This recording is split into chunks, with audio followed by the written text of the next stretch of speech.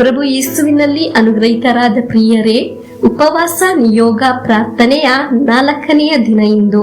ಕಳೆದ 3 ದಿನಗಳಲ್ಲಿ ಪ್ರಾರ್ಥನೆಯಲ್ಲಿ ಪಾಲ್ಗೊಂಡವರು, ಶೇರ್ ಮಾಡಿದವರು, ವಾಕ್ಯವನ್ನು ಬರೆದು ಇಟ್ಟವರು, ಉಪವಾಸ ಮಾಡಿದವರು ಎಲ್ಲರನ್ನು ಕೃತಜ್ಞತೆಯಿಂದ, ಪ್ರೀತಿಯಿಂದ, ಗೌರವದಿಂದ ನೆನೆಸುತ್ತೇನೆ.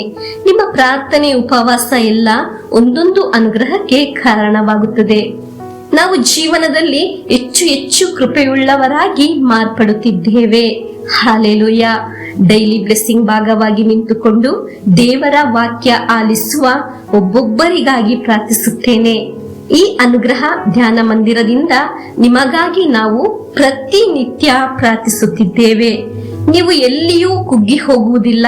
ಕಾರಣ, ಒಂದೊಂದು ದಿನ ದೇವರ ವಾಕ್ಯದಲ್ಲಿ ಅನುಗ್ರಹಿಸುವ ದೇವರನ್ನು ನಾವು ಅನುಭವಿಸುತ್ತಾ ಇರುವುದು. ನಿರೀಕ್ಷೆಯಿಂದ, ಪ್ರಾರ್ಥನೆಯಿಂದ ದೇವರ ವಾಕ್ಯವನ್ನು ಆಲಿಸುವ ಪ್ರಿಯರೇ, ನಾವು ಆಲಿಸುವ ದೇವರ ವಾಕ್ಯ ಜೀವ ಇರುವ ವಾಕ್ಯವಾಗಿದೆ. ಅದಕ್ಕೆ ನಮ್ಮನ್ನು ರಕ್ಷಿಸುವ ಶಕ್ತಿ ಇದೆ, ನಮ್ಮನ್ನು ಬಿಡುಗಡೆಗೊಳಿಸುವ ಶಕ್ತಿ ಇದೆ. ಹಾಲೆಲೂಯ. ಅದಕ್ಕಾಗಿಯೇ ದೇವರ ವಾಕ್ಯವನ್ನು ಅನೇಕರಿಗೆ ಕಳಿಸಿಕೊಡಿ ಎಂದು ಹೇಳುವುದು. ನೀವು ವಾಕ್ಯವನ್ನು ಕಳಿಸಿಕೊಡುವಾಗ ಅನೇಕರಿಗೆ ಜೀವನದಲ್ಲಿ ಉತ್ಸಾಹದಲ್ಲಿ ಮೇಲೆ ಎದ್ದೇಳಲು ಸಾಧ್ಯವಾಗುತ್ತದೆ. ದೇವರ ವಾಕ್ಯದ ಶಕ್ತಿ ಲೋಕವೆಲ್ಲ ಸಂಭ್ರಮಿಸಲು ಸಾಧ್ಯವಾಗಬೇಕು. ಹಾಲೆಲೂಯ. ಇಂದಿನ ದೇವರ ವಾಕ್ಯ ಆದಿಕಾಂಡ 6ನೇ ಅಧ್ಯಾಯ 13 ಮತ್ತು 14ನೇ ವಾಕ್ಯವನ್ನು ಆಲಿಸೋಣ. ಜಗವಿಡೀ ಕೆಟ್ಟು ಹೋಗಿರುವುದನ್ನು ಕಂಡ ದೇವರು ನೋಹನಿಗೆ, ನರಮಾನವರೆಲ್ಲರಿಗೆ ಸರ್ವನಾಶವನ್ನು ತೀರ್ಮಾನಿಸಿದ್ದೇನೆ. ಜಗವೆಲ್ಲವೂ ಹಿಂಸಾಚಾರದಿಂದ ತುಂಬಿ ಹೋಗಿದೆ. ನಾನು ಅವರನ್ನು ಜಗದಲ್ಲಿರುವುದೆಲ್ಲವನ್ನು ಅಳಿಸಿ ಬಿಡುತ್ತೇನೆ. ನೀನು ತುರಾಯಿ ಮರದಿಂದ ನಾವೆಯೊಂದನ್ನು ಮಾಡಿಕೋ, ಅದರ ತುಂಬ ಕೊಠಡಿಗಳಿರಲಿ, ಅದರ ಒಳಕು ಹೊರಕು ರಾಳ ಪದಾರ್ಥವನ್ನು ಹಚ್ಚು. ಪ್ರಿಯರೇ, ದೇವರು ನೋಹನ ಹತ್ತಿರ ಹೇಳಿದ ಮಾತನ್ನು ನಾವು ಈಗ ದೇವರ ವಾಕ್ಯದಲ್ಲಿ ಆಲಿಸಿದ್ದು. ನಾವೇ ಮಾಡಲು ಯಾವ ಮರವನ್ನು ತೆಗೆದುಕೊಳ್ಳಬೇಕು ಎಂದು ದೇವರು ಹೇಳಿದ್ದು. ಯಾವುದಾದರೂ ಒಂದು ಮರ ತೆಗೆದು ನಾವೇ ಮಾಡು ಎಂದು ದೇವರು ಹೇಳಿದ್ದು ಅಲ್ಲ. ಪ್ರಿಯರೇ, ಕೆಲವೊಮ್ಮೆ ಕೆಲವು ವ್ಯಕ್ತಿಗಳು ನಮ್ಮ ಹತ್ತಿರ ಹೇಳುತ್ತಾರೆ, ನೀವು ಆ ಗುರುಗಳ ಪ್ರಸಂಗವನ್ನು ಒಮ್ಮೆ ಕೇಳು, ಇಲ್ಲವೇ ಆ ಮನುಷ್ಯನ ಹಾಡು ಒಮ್ಮೆ ಆಲಿಸು ಎಂದಲ್ಲ. ದೇವರು ನಮ್ಮ ಹತ್ತಿರ ಹೇಳುತ್ತಾರೆ, ಆ ಗುರುಗಳ ಪ್ರಸಂಗ ಕೇಳು, ಆ ಹಾಡು ಕೇಳು, ಆ ವಾಕ್ಯ ಕೇಳು ಎಂದು. ಕೆಲವೊಮ್ಮೆ ಆ ದೇವರ ವಾಕ್ಯದಲ್ಲಿ ಆಗಿರಬಹುದು ನಾವು ಅನುಗ್ರಹಿಸಲ್ಪಡುವುದು, ಆ ದೇವರ ವಾಕ್ಯದಲ್ಲಿ ಆಗಿರಬಹುದು ನಮ್ಮ ಜೀವನ ಅನುಗ್ರಹಿಸಲ್ಪಡುವುದು. ನೋಹ ದೇವರ ಹತ್ತಿರ ಮರ ಯಾವುದು ಎಂದು ಏನು ಕೇಳಲಿಲ್ಲ, ದೇವರ ಎದುರು ಏನೂ ಮಾತಾಡಿಲ್ಲ.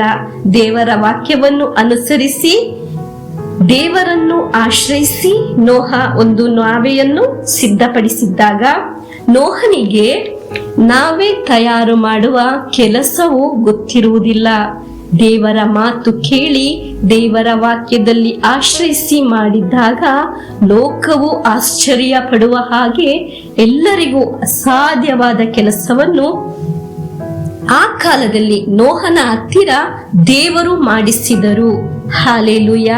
ಪ್ರಿಯರೇ, ದೇವರ ವಾಕ್ಯವನ್ನು ಆಲಿಸುವಾಗ ನಾನು ನೆನೆಸುತ್ತೇನೆ, ಸಾಧಾರಣ ವ್ಯಕ್ತಿಯಾದ ನಾನು, ತುಂಬಾ ವಿದ್ಯಾಭ್ಯಾಸ ಇಲ್ಲದ ನಾನು, ಯಾವುದೇ ಬಿರುದು ಇಲ್ಲದ ನಾನು ಈ ಶುಶ್ರೂಷೆಯನ್ನು ಮಾಡುವಾಗ ಲಕ್ಷಗಟ್ಟಲೆ ಜನಗಳಾದ ನಿಮ್ಮ ಹತ್ತಿರ ವಾಕ್ಯವನ್ನು ಹೇಳಲು ದೇವರು ನನ್ನನ್ನು ಆಯ್ಕೆ ಮಾಡಿದ್ದು ಎಂದು ಹೇಗೆ ಎಂದು ನನಗೆ ಗೊತ್ತು. ನಾವು ಮಾಡುವುದು, ನಮ್ಮ ಹತ್ತಿರ ದೇವರು ಮಾಡಿಸುವುದು ಎರಡು ಬೇರೆ ಬೇರೆ ಆಗಿದೆ. ನಮ್ಮ ಹತ್ತಿರ ದೇವರು ಮಾಡಿಸುವುದು ಒಂದು ದೊಡ್ಡ ಅದ್ಭುತವಾಗಿ ಬದಲಾಗುತ್ತದೆ. ಹಾಲೆಲೂಯ. ದೇವರ ವಾಕ್ಯವನ್ನು ಆಶ್ರಯಿಸಿ ದೇವರ ವಾಕ್ಯವನ್ನು ಸ್ವೀಕರಿಸುವ ಅವರ ಹತ್ತಿರ ದೇವರು ದೊಡ್ಡ ಕಾರ್ಯವನ್ನು ಮಾಡುತ್ತಾರೆ. ಲೋಕವು ಸನ್ಮಾನಿಸುವ ಯಾರಿಗೂ ಮಾಡಲು ಅಸಾಧ್ಯವಾದ ಕಾರ್ಯವನ್ನು ದೇವರು ಮಾಡಿಸುತ್ತಾರೆ. ನಾವು ಅನೇಕರು ಹೇಳುತ್ತೇವೆ, ನನಗೆ ಏನು ಮಾಡಲು ಸಾಧ್ಯವಿಲ್ಲ, ನನಗೆ ಮನೆ ಕಟ್ಟಲು ಸಾಧ್ಯವಿಲ್ಲ, ಇನ್ನು ಬಿಸ್ನೆಸ್ ಮಾಡಲು ಸಹ ನನ್ನ ಕೈಯಲ್ಲಿ ಆಗುವುದಿಲ್ಲ, ಈ ಸಾಲ ತೀರಿಸಲು ನನ್ನ ಕೈಯಿಂದ ಆಗುವುದೇ ಇಲ್ಲವೆಂದೆಲ್ಲ. ನನ್ನ ಪ್ರೀತಿಯ ಸಹೋದರ ಸಹೋದರಿಯರೇ, ಹಾಗೆ ಹೇಳುವುದಲ್ಲ ವಿಶ್ವಾಸ. ದೇವರನ್ನು ಆಶ್ರಯಿಸಿ, ದೇವರನ್ನು ವಿಶ್ವಾಸಿಸಿ ಮುಂದೆ ಸಾಗುವ ನನ್ನ ದೇವರು ನನಗೆ ಸಹಾಯ ಮಾಡುತ್ತಾರೆ. ನನ್ನ ಕೈಯಲ್ಲಿ ಸಾಧ್ಯವಿಲ್ಲ ಎಂಬ ಕಾರ್ಯಗಳು ದೇವರು ನನಗೆ ಸಹಾಯ ಮಾಡುತ್ತಾರೆ ಎಂದು ವಿಶ್ವಾಸಿಸಿ, ದೇವರ ವಾಕ್ಯವನ್ನು ಸ್ವೀಕರಿಸಿ ಮುಂದೆ ಸಾಗುವ ನಿಮಗೆ ದೇವರು ಶಕ್ತಿ ನೀಡುತ್ತಾರೆ. ನಮಗೆ ವಿಶ್ವಾಸದೊಂದಿಗೆ ನಿಯೋಗ ಪ್ರಾರ್ಥನೆಯನ್ನು ಹೇಳೋಣ. ನಜರೇತಿನ ನನ್ನ ಯೇಸುವೆ, ಈ ಉಪವಾಸ ನಿಯೋಗ ಪ್ರಾರ್ಥನೆಯಲ್ಲಿ ನಾನು ಸಮರ್ಪಿಸಿದ ಈ 3 ನಿಯೋಗವನ್ನು ನೀವು ಸ್ವೀಕರಿಸಿ, ಅದರ ಮೇಲೆ ಇರುವ ಸಕಲ ಬಂಧನಗಳನ್ನು, ಅಡೆತಡೆಗಳನ್ನು ಪೂರ್ಣವಾಗಿ ತೆಗೆದುಹಾಕಿ ನನಗೆ ಅದನ್ನು ಸಾಧಿಸಿಕೊಟ್ಟು ನನ್ನನ್ನು, ನನ್ನ ಕುಟುಂಬವನ್ನು ಅನುಗ್ರಹಿಸಿರಿ. ಆಮೆನ್. ಪ್ರಭುವಿನ ಆಶೀರ್ವಾದವನ್ನು ಸ್ವೀಕರಿಸೋಣ.